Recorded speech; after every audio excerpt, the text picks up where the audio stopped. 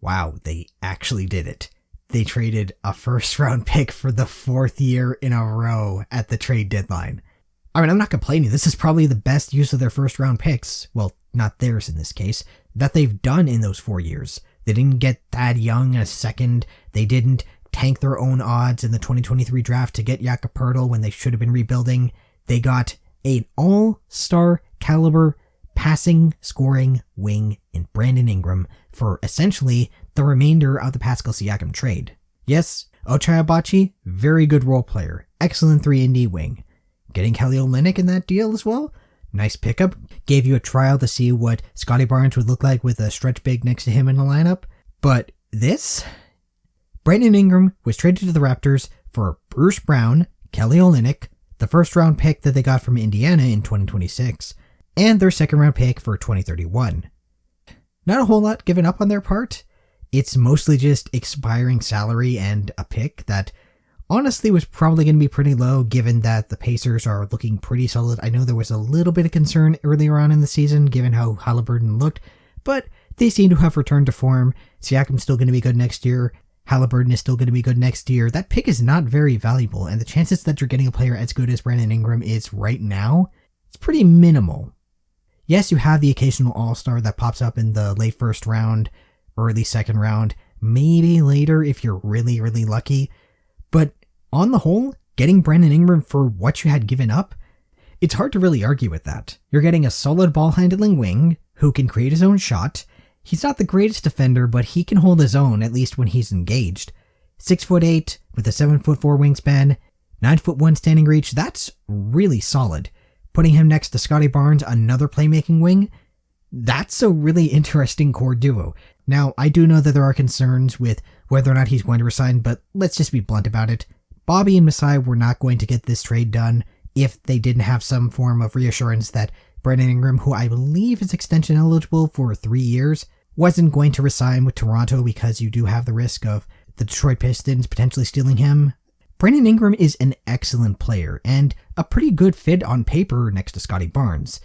Keyword being on paper, because his catch and shoot numbers, they're excellent. Since his MIP season, he's shot about 40% on his catch and shoot threes, and this season he's actually made an uptick in the amount that he's taking and making, albeit only slightly. 41% is still better than 40%, but like I said, only a small percent.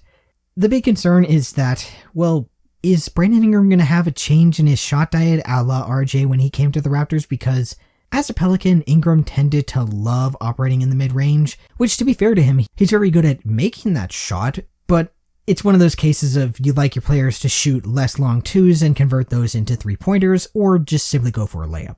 Though speaking of layups, can we talk about how this came out of the Siakam trade? Because when you look at the trade and how it started out, and what the Raptors managed to do with all the assets, few though they may have been, and what they got back in return in less than a year, with Jacoby Walter, Jamal Shed, Davion Mitchell, who might be moved at the deadline, we're not entirely sure, a Portland second that looks to be pretty good, ?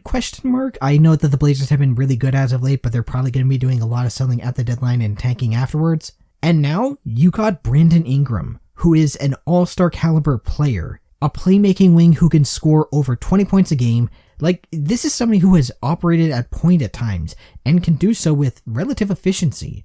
Granted, that's going to be Immanuel Quickley's job, but still in a pinch, he can do it. If we are talking about any questions in the long term, and I'm not talking about his contract, it's really a question of whether him and RJ can work, and of course, RJ has his own potential extension coming up. This move to me suggests that this BBQ Dick core, there are some questions about whether RJ is going to be a part of it. Immanuel Quickley, you could see the fit a lot better on paper given his shooting and ball handling. RJ is really the only major question because of his current contract, and RJ Barrett not necessarily being the best when it comes to his three-point shootings after coming down from a pretty hot streak with the Raptors earlier last year, and a bit of a hot streak at the beginning of the year that he has since cooled off. But yeah, the fit next to Scotty Barnes is, on paper, really intriguing. For the Pelicans, you don't love the return, obviously, but it's hard to really get much value out of a guy who hasn't played a ton of games. I think he's only played 18 this season.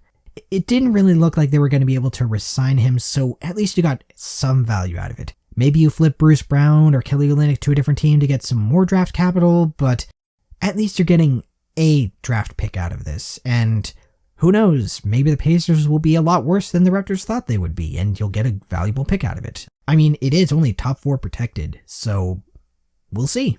The other thing about this starting lineup is that it looks a lot larger than it did before. Also, you don't have to worry about Grady Dick not being such a great defender, which is another positive.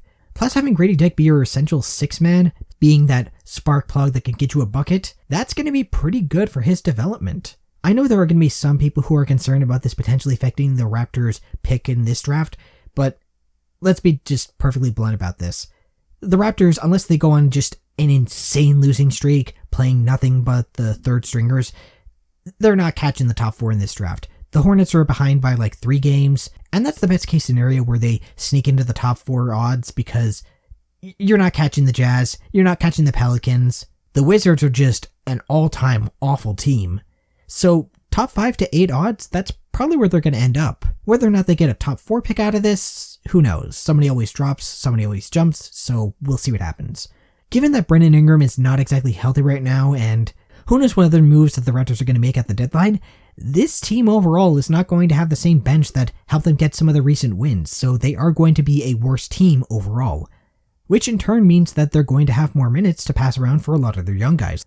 So it's a win for development in the short term, it's a win for the team in the long term because they got a huge talent upgrade, and overall it's shaping up to be a very interesting team in 2026 when hopefully everyone will be healthy. You didn't give up any of your own, so you're still poised to potentially make a move for a star if one does become available. You have the salaries to be able to match it and make that work, and you've got plenty of young depth.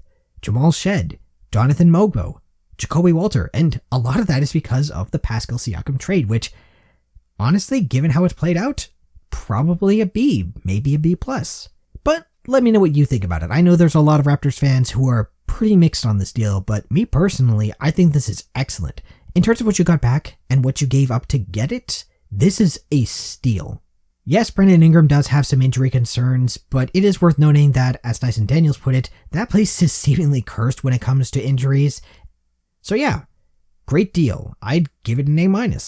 That's all my thoughts. Let me know what you think about it, and until next time, game on, my friends.